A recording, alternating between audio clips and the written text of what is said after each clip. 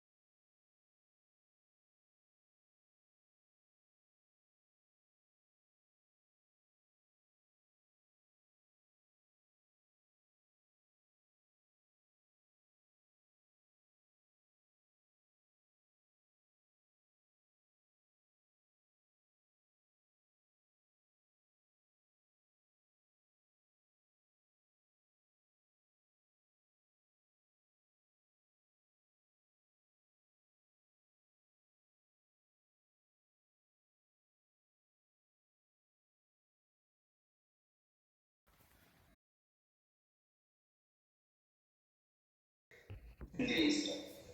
Siguiendo, por favor. Entonces, bueno, para todos, mucho gusto. Yo soy Fabio Alfaro, soy neurólogo, paciente de la Universidad de Rosario, hice mi subespecialidad en Latinoamericana en Sao Paulo, Brasil. Y es un motivo de honor estar con ustedes hoy para compartir respecto a los factores desencadenantes de las crisis epilépticas. Por favor, siguiente diapositiva.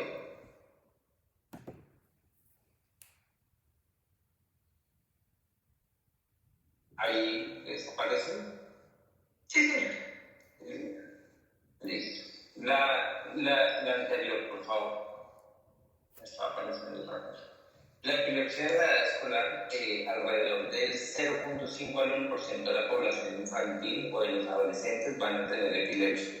Recordemos que la estadística dice que el 1 al 1.5 de la población en general puede ser crisis epiléptica en cualquier momento de la vida.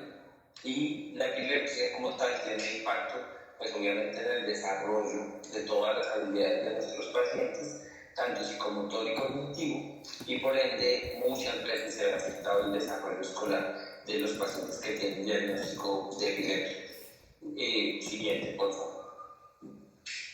Uno empieza a hablar de epilepsia y hay dos grandes grupos que tratamos siempre de decir: las epilepsias de origen focal y las epilepsias de origen generalizado.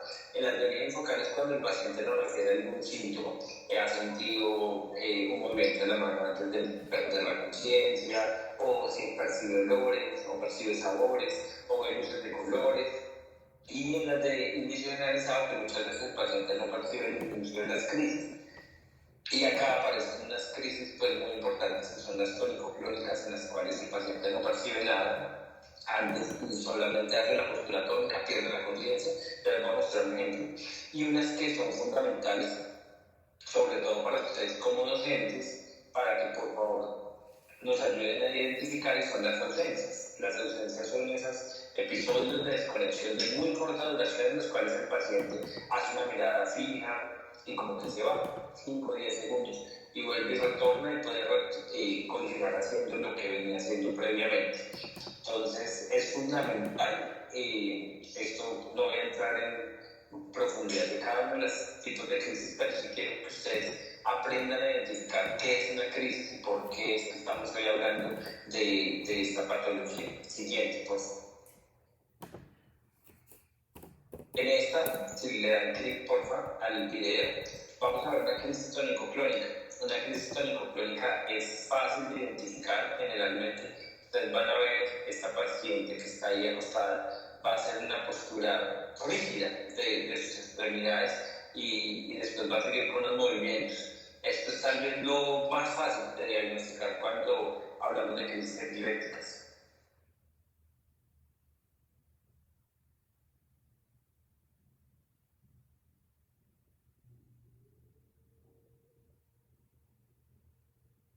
El paciente si le ve esta postura tónica, el paciente está tensionando sus brazos, sus miembros superiores, tal vez hace un grito. Este tipo de crisis son relativamente frecuentes, por las cuales si vamos a urgencias y consultamos, pero se pueden prolongar, el paciente se cae, se golpea, pues obviamente ahí está en un estudio donde la tienen, donde está monitorizada, pero si esto hubiera pasado probablemente en un contexto de la casa, ese paciente hubiera podido haber tenido un trauma craneoencefálico o alguna fractura de un diente, lesiones, heridas, ¿cierto? En alguna parte, muchas veces los pacientes tienen fracturas de las vértebras, de las costillas, o si esto pasa sobre la estufa, puede haber una quemadura. Todo esto es fundamental tenerlo claro y por eso es que insistimos tanto en identificar no solo este tipo de crisis que son tan disidentes, sino el de la siguiente, por favor, siguiente diapositiva. Vamos a ver este tipo de crisis. Esto es lo que probablemente ustedes más nos pueden ayudar en un ambiente hospitalario, en un ambiente, educativo. O sea, si ustedes ven niños, como esta niña que está ahí intentando escribir y ven que hace esa parada como de su mirada, ella sigue con los ojos abiertos, intenta escribir y ustedes pueden ver cómo hizo unos brincos. Este tipo de crisis puede afectar el desempeño escolar. Muchas veces los niños que tienen ausencias tienen un rendimiento escolar muy bajo y se le dice a los papás, no, es que su niño es muy disperso, su niño no obedece.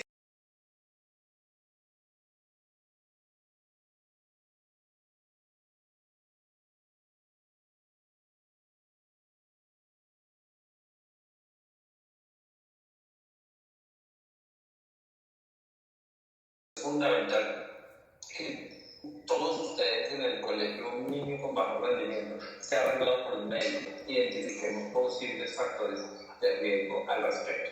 Siguiente diapositiva, por favor. ¿Qué desencadena crisis epilépticas en un paciente? Entonces, ya cuando un paciente tiene diagnóstico de crisis epilépticas o que no ha tenido crisis, generalmente siempre preguntamos por estos factores de riesgo. Si hubo consumo de alcohol, alguna enfermedad general, ya sea un cuadro de infección respiratorio o urinario, cualquier fiebre que puede desencadenar una crisis convulsiva, la privación de sueño, no tener una clara higiene de sueño, los pacientes que generalmente trasnochan de manera frecuente tienen un mayor riesgo de sufrir el estrés y un punto muy importante que es la adherencia a la medicación. Entonces, uno les ha dejado en la consulta el diagnóstico de epilepsia, y le dice al papá, su hijo requiere continuar con tratamiento para las crisis y al paciente no le dan los fármacos. O el paciente no se lo da la EPS, no se lo da el papá, o el paciente dice no me lo toma. Entonces, la adherencia a los fármacos es una de las principales causas de volver a hacer crisis epilépticas en un paciente. Me regalan la siguiente diapositiva, por favor. Vamos a hablar de eso y qué es lo que pasa con la no adherencia a los medicamentos anticrisis. Esto es lo más frecuente, que dejamos fórmulas a veces como médicos de decir el paciente tiene que tomar 5 tipos de medicamentos diferentes. Entonces a veces ustedes van a estar con ácido valproico una tableta cada 8, carbamazepina una cada 8.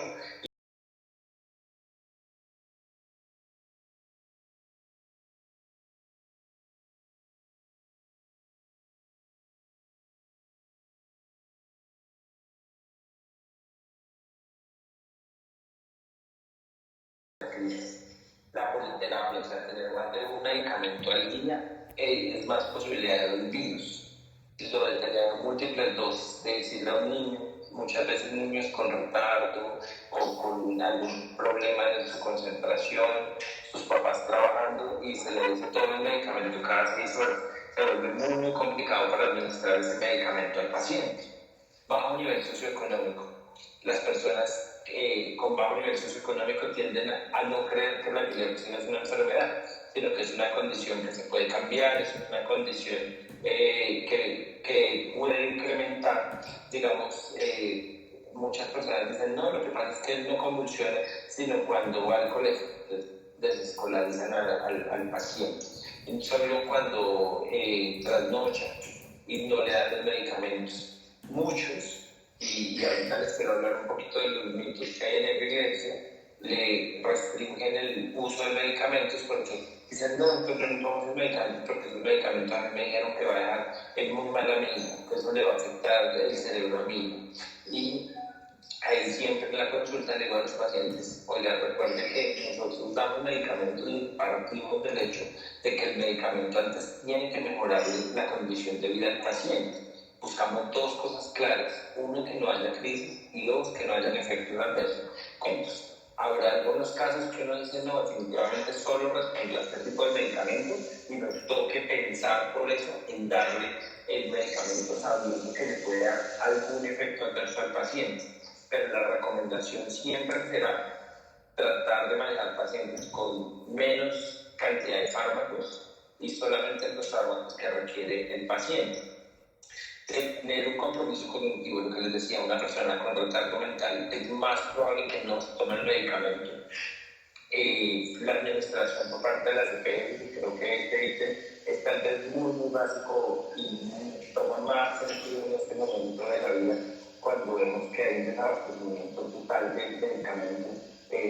Está diario en el chat de neurólogos que dicen, no, se acabó, por nombrar topiramato, no tenemos a veces carbamazepina, oscarbazepina, clobazam, ahora levetiracetam, o sea, es un total tan absurdo, pero la recomendación es no dejar de darle los medicamentos al paciente, acudir a consulta, apoyarnos con las fundaciones que pueden ayudar mucho a los pacientes. Recomendaciones: uso de un horario y que sea regular, colocar alarmas para que los familiares y el paciente se acuerden que hay que tomar el medicamento, tratar de tener los medicamentos de liberación prolongada. Hay algunos que sirven cada 24 horas, entonces eso hace más fácil que el paciente sí se acuerde de tomar el medicamento. Seguir las indicaciones del médico tratante. Para ustedes como docentes, por favor, cuando el papá de un niño les dice, por favor, entreguen el medicamento al niño, el niño lo necesita a las 8. Es verdad, lo necesita a las 8 de la mañana, o sea, porque los medicamentos tienen digamos que una duración de vida, un efecto de vida media establecido, hay unos son de 6, de 8 horas. Entonces, si ustedes de lo que ven que a las 8 se lo van a dar a las 10 o a las 12, están incrementando el riesgo de que el paciente haga crisis. Y informar efectos adversos. Los efectos adversos de los medicamentos, por nombrarles algunos, producen mareo, producen somnolencia, producen a veces inflamación de las encías, sobrepeso, salida de orina en la cara, calvicie. O sea, hay muchos efectos adversos, entonces ustedes, no es que todos produzcan eso. Ustedes inician el medicamento, le van a entregar a su médico, van a estar pendientes de los efectos adversos, porque una función de nosotros como médicos es decirles que el posible efecto adverso del tal medicamento es la depresión. Entonces ustedes van a estar pendientes si el paciente cambió de ánimo, si el paciente se enfermó más irritable. O sea, notemos siempre que ustedes como docentes dicen, oigan, ¿será que hubo algún cambio en el medicamento del paciente que tiene epilepsia porque lo veo más triste, lo veo más apático, no quiere hacer las actividades de la clase? Todo esto como docentes a ustedes les va a ayudar a que nos ayuden y ayudemos a los pacientes, que es obviamente el fin que queremos todos. Me regalo la siguiente diapositiva, por favor. Trastornos de sueño van a incrementar el riesgo de crisis. Entonces, hay una cosa, es que las personas que duermen mal tienen más riesgo de crisis. Y las personas que tienen crisis epilépticas tienen más riesgo de sufrir de algunas enfermedades del sueño, como las apneas del sueño, que es el dejar de respirar durante el sueño, y adicionalmente tienen mayor riesgo de tener somnolencia durante el día, tanto por las apneas como por el uso de los fármacos que les pueden desencadenar pues, somnolencia en el día. Las series hablan que hasta un 34% de los pacientes que tienen diagnóstico de epilepsia pueden tener un insomnio, o sea, sufren tanto para conciliar o como para mantener el sueño.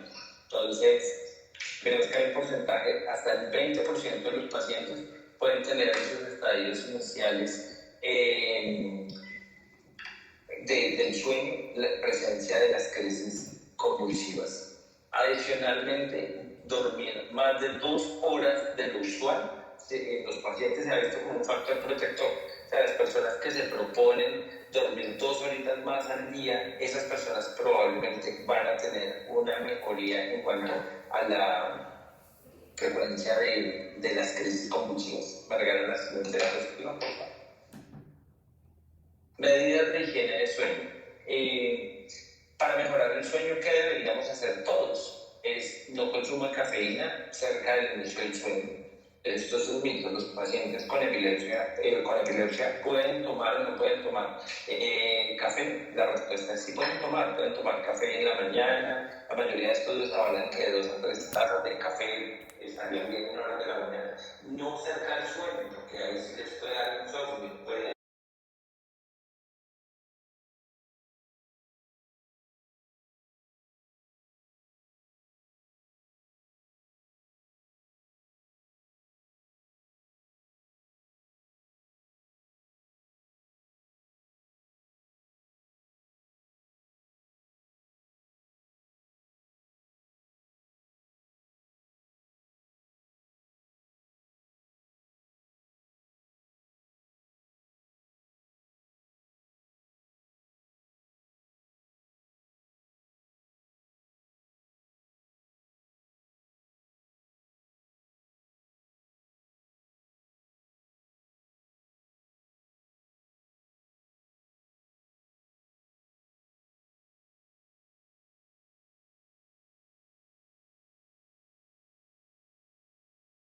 O sea, hay muchas cosas que deberíamos como personas tratar de hacer para dormir de esas 7 a 8 horas que todo ser humano debe dormir para sentirse cómodo y relajado el otro día y rendir académicamente, rendir laboralmente.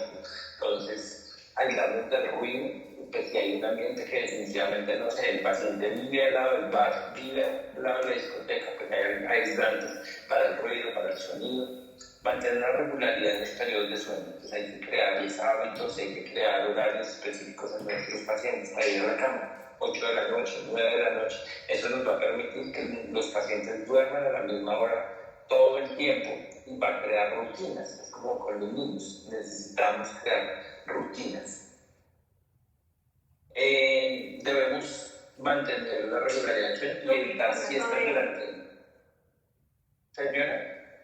Digamos, si lo deja avanzar. Y hay que...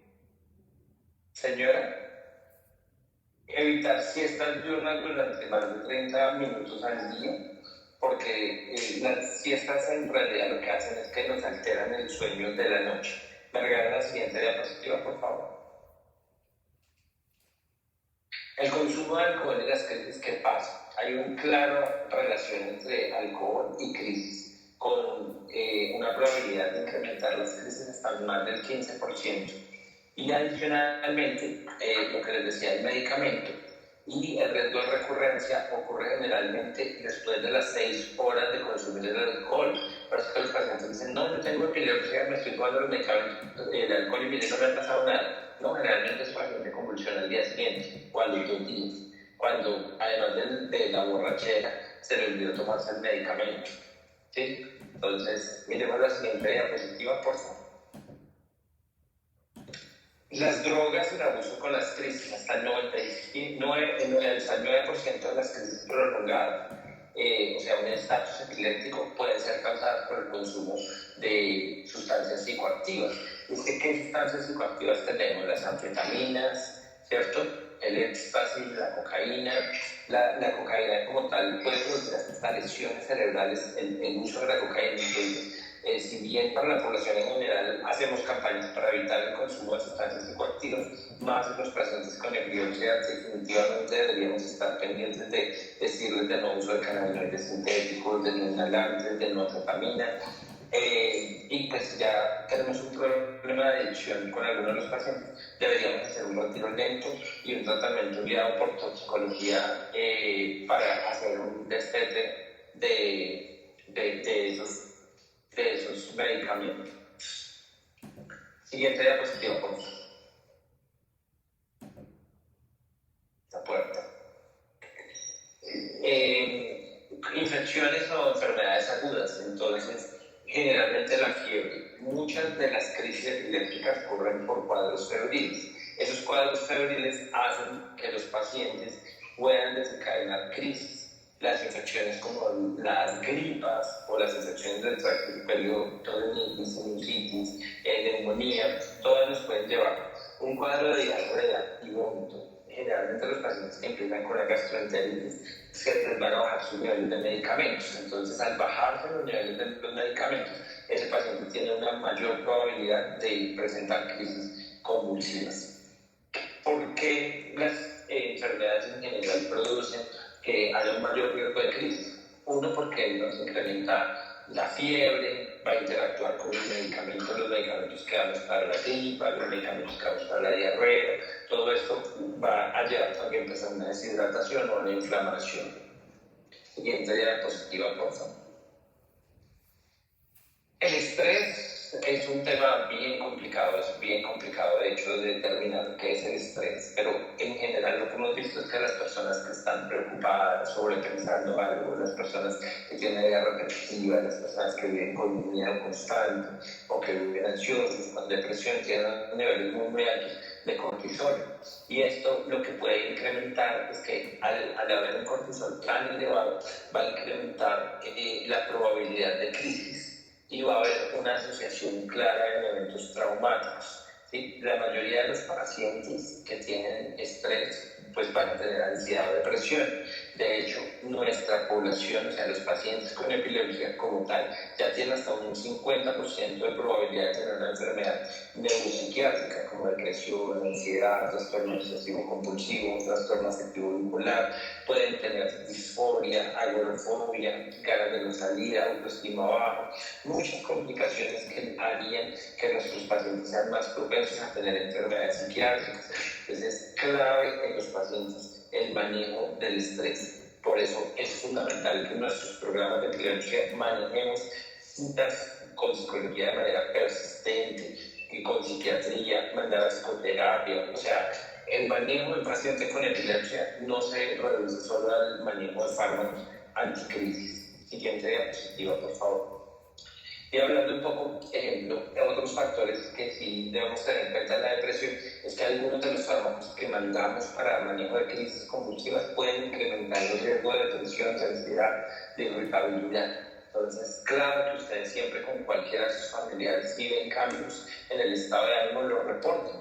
Algunos de los medicamentos dan muchas somnolencias y el paciente dice, no, es que se lo quité, no hay que quitarlo. A veces es dependiente de la dosis. Al bajar la dosis, se quita la somnolencia y logramos el control de crisis.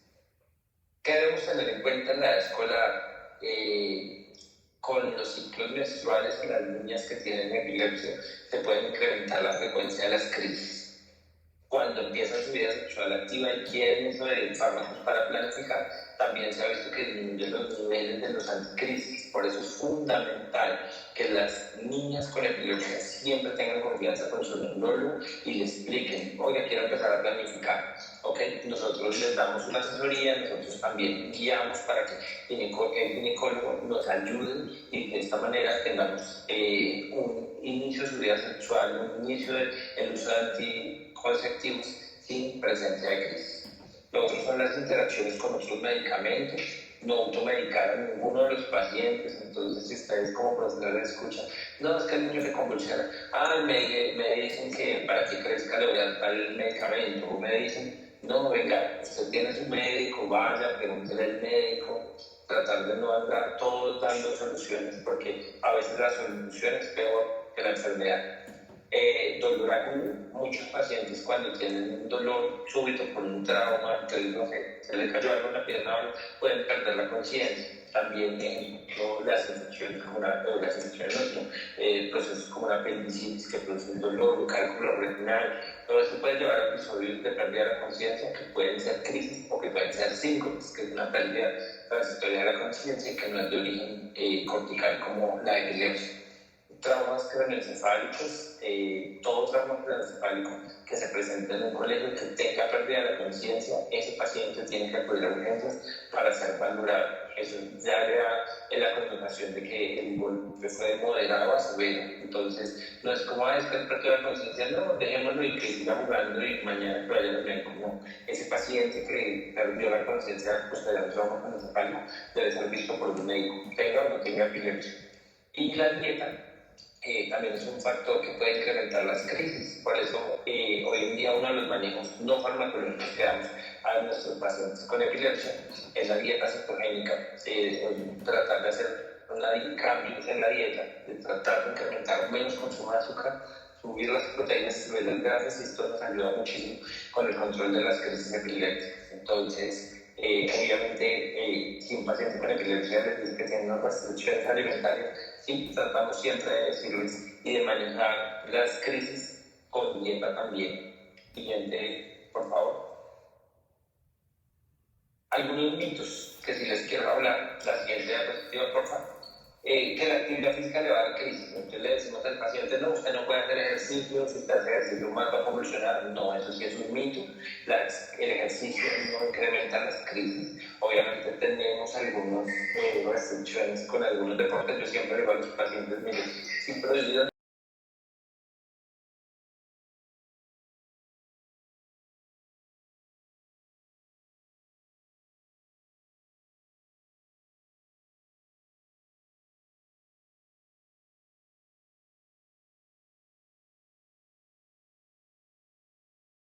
más probabilidad de que se nos muera el paciente, ¿cierto?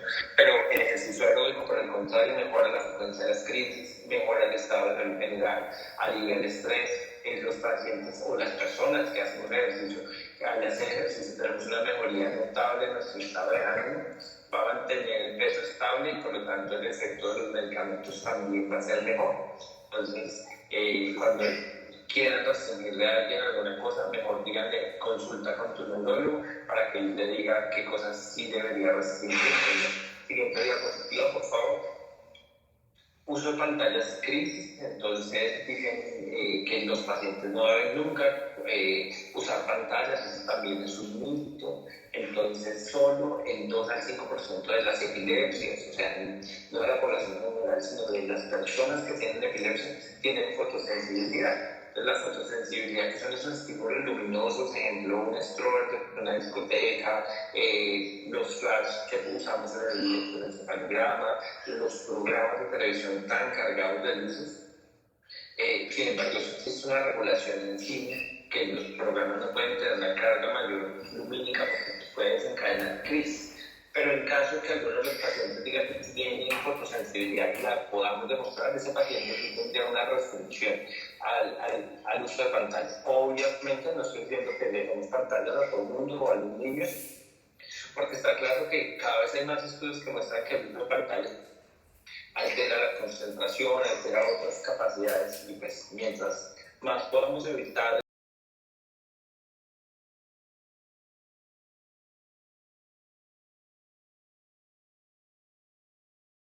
tratar de disminuir el tiempo en pantalla, disminuir el brillo de los dispositivos, aumentar la distancia del celular. Siguiente diapositiva, por favor. Las conclusiones, entonces, pues es que ustedes pueden tener niños en los colegios, que obviamente la epilepsia es una enfermedad que les afecta y produce un impacto muy alto en el ámbito social. Ustedes como sus maestros o como sus educadores son las personas que están llamadas a ayudar.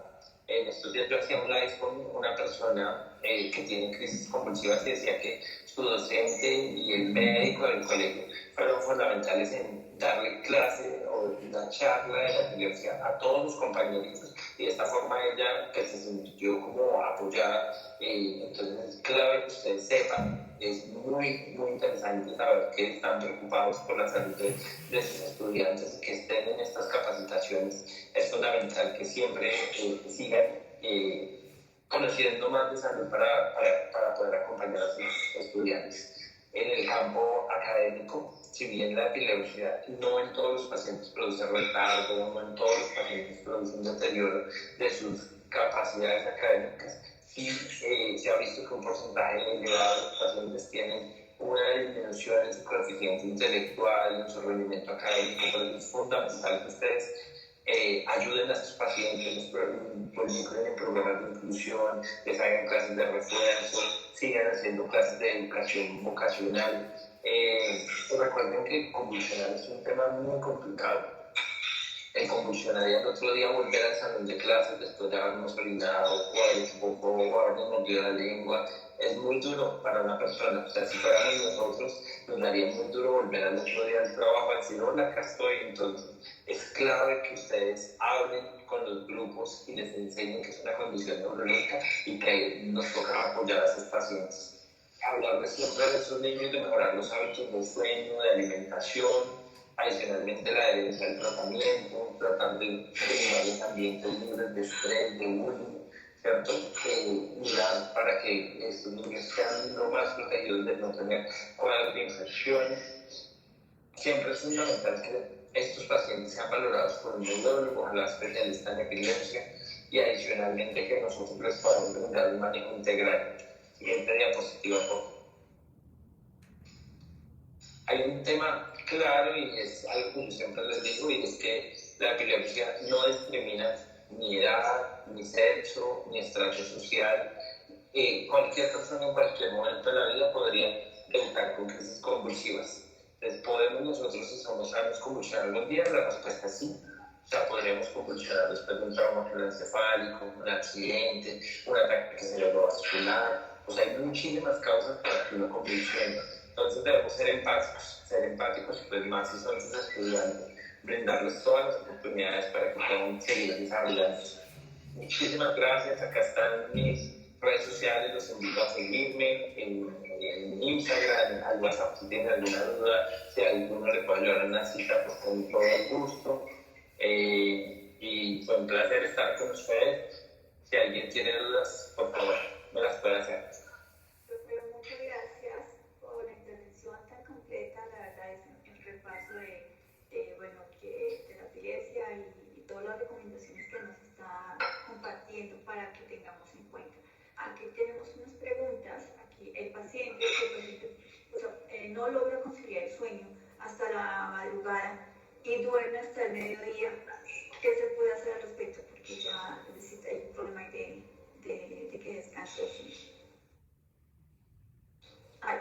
Si el paciente no, sí, señora, yo la escucho. Si el paciente no logra dormir bien durante la noche, la recomendación es tratar de que ese paciente ese día, en el día, brindemos un ambiente cómodo para que descanse.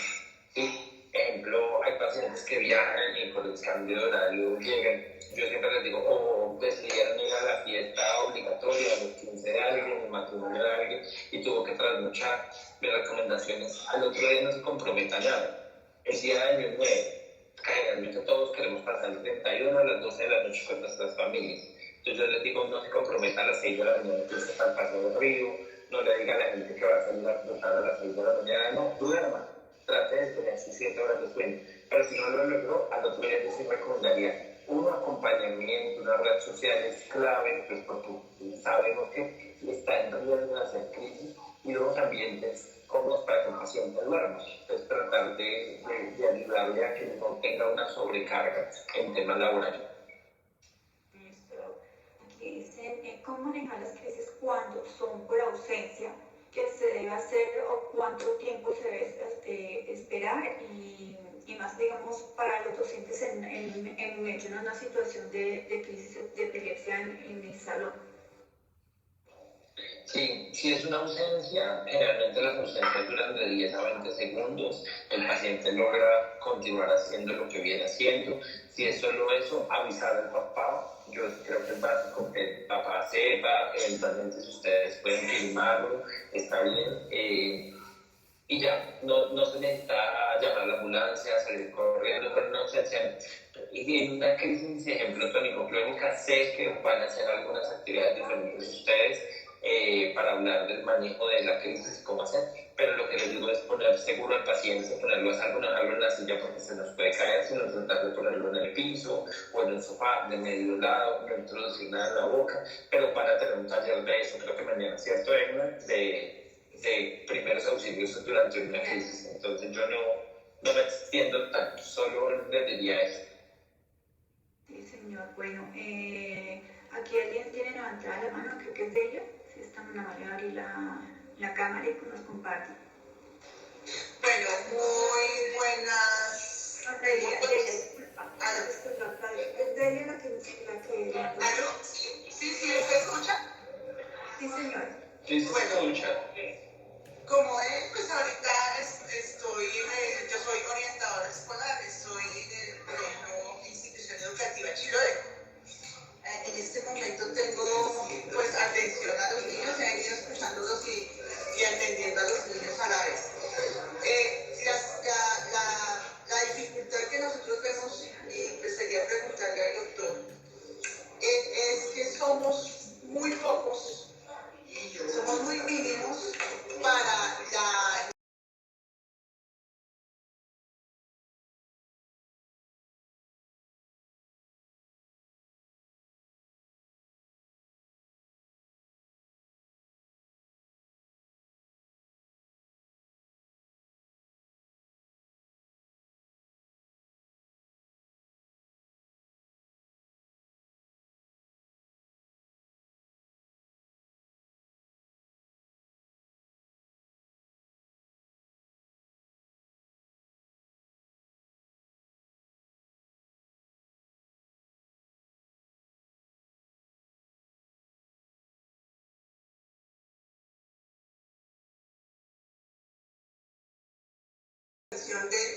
del paciente epiléptico, del estudiante que tiene la enfermedad, viene desde la atención que brinda el Estado al distribuir sus profesionales. Yo creo que con una mayor cantidad de orientadores escolares podríamos estar en la detección temprana de la enfermedad.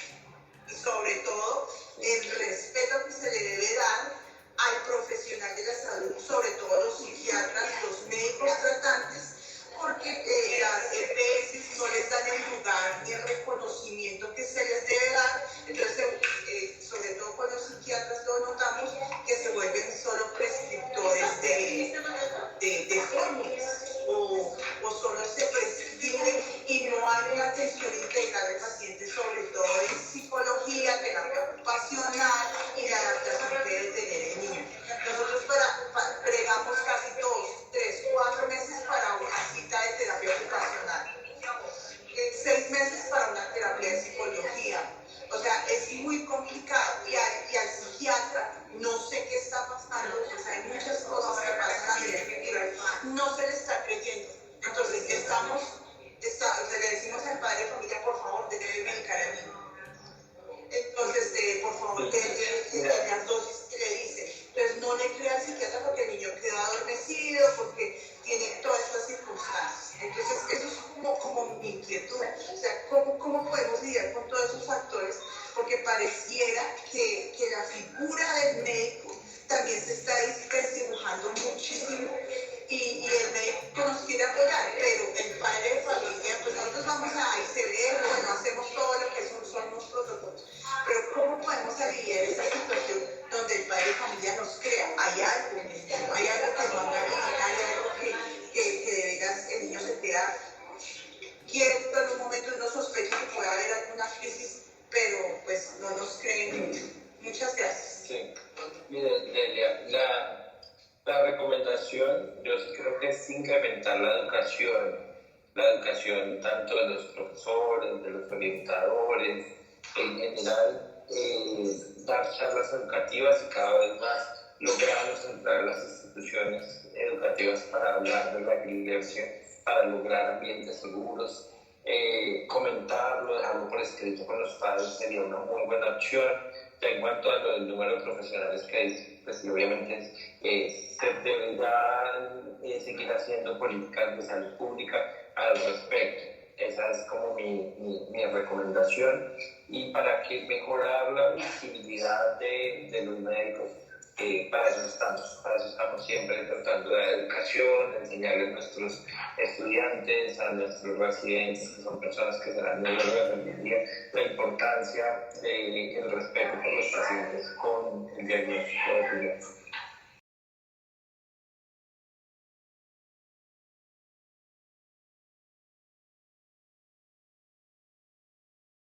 Uno puede caerse, en fin.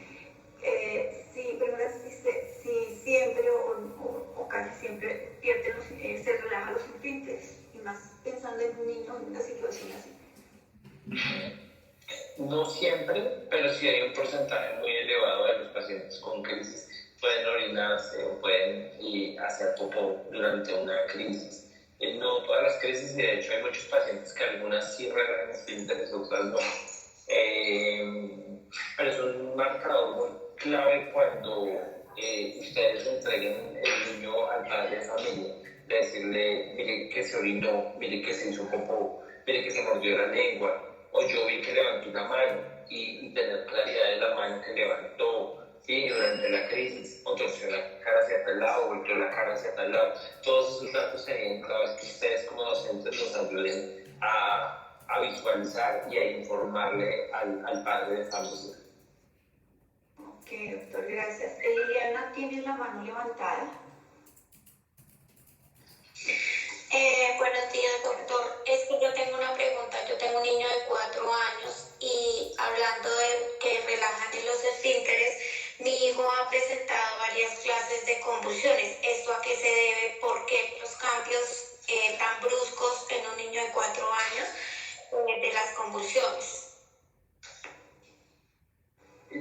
Hay varias cosas que pueden dar los cambios o que haya múltiples crisis, y generalmente cuando hay lesiones en diferentes sitios de nuestro cerebro pueden activar un área, y eso será el causal de que los pacientes tengan diferentes tipos de crisis o algunos síndromes epilépticos que hacen crisis muy diferentes. Entonces sí es fundamental visitar a tu médico y tener una consulta formal para ver los estudios eléctricos de electroencefalogramas, de resonancias, todo. Sí, listo. Aquí una pregunta, Liliana, ¿tienes alguna? Si quieres abrir la cámara. Lo que pasa, doctor, es que, digamos, yo salí de hospitalización con mi hijo de la Misericordia el día sábado.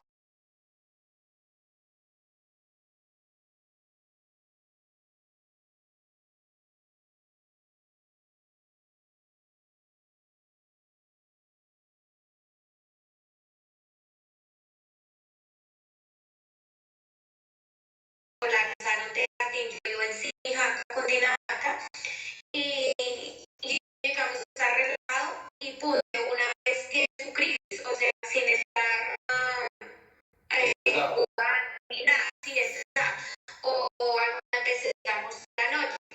Entonces eso es lo que me ha causado, y las últimas 3 crisis que tuvo súper fuertes que relajan esfínteres. Por eso fue que la doctora Guido me hospitalizó. Yo en una consulta y él me hospitalizó.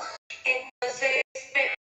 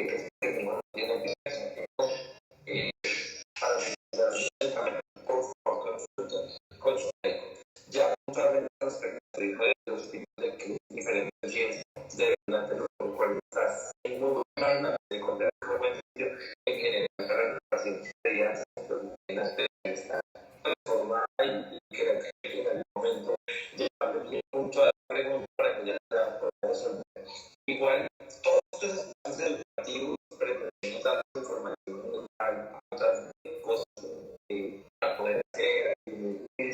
Es para que hagan seguimiento a las redes sociales, se ya manejo de las redes sociales, la posibilidad de redes, a veces coincidentales,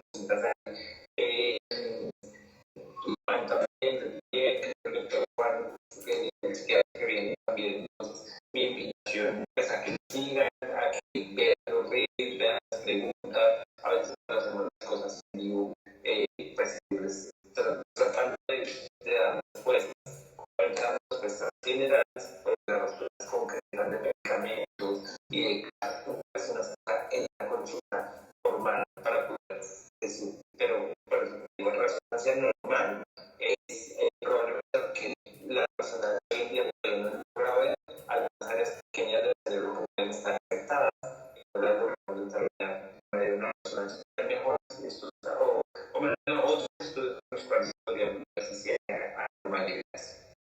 Muchas gracias. Bueno, ya está aquí con nosotros y hay otra pregunta que Ángel, si habla por forma cortita y continuamos con el doctor. Bueno, entonces una pregunta de Ángel, por favor. Gracias. Gracias, doctora. Muchas gracias, compañero. Ejercicio tan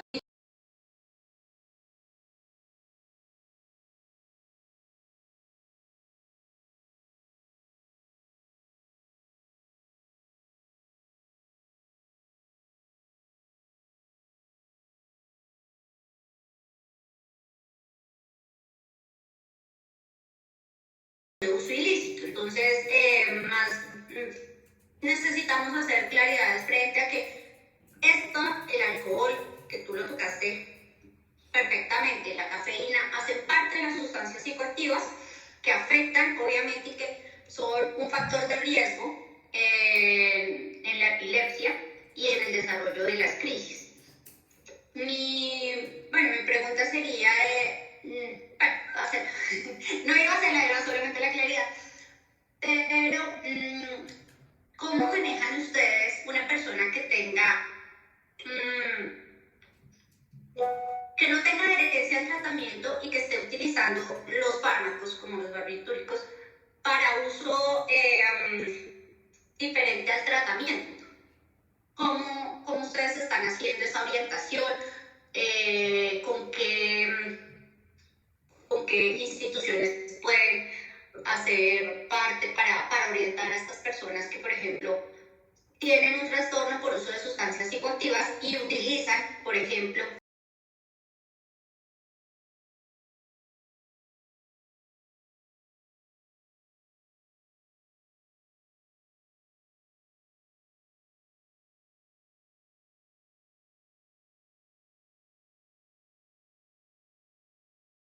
obviamente contraindicado en crisis y eso sí quiero que quede claro.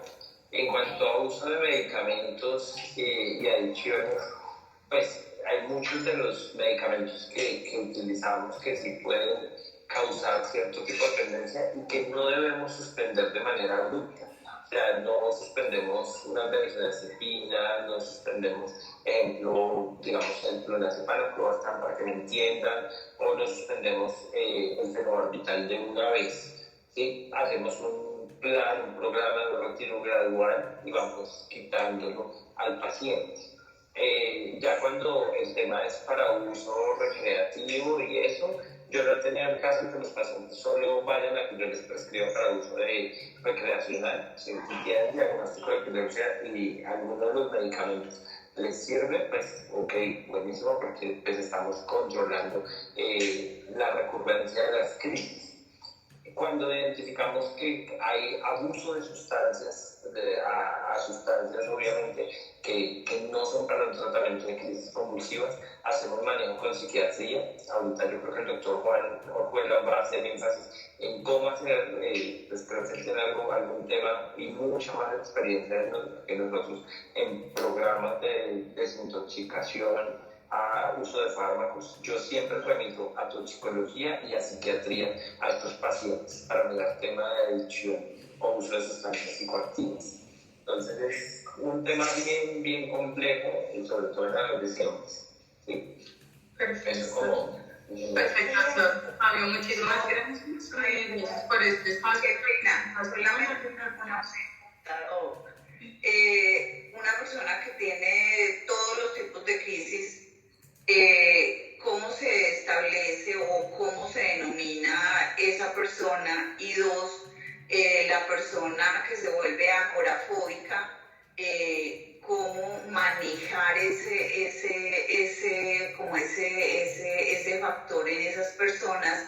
Y tres, en cuanto al sueño, la persona está medicada, pero adicional a eso, cuando se levanta muy adherida a los medicamentos, toma sus medicamentos y duerme, por decir algo, de 8:30 a 1:30 de la tarde. Se levanta, se queda despierta y vuelve a la hora de sus medicamentos.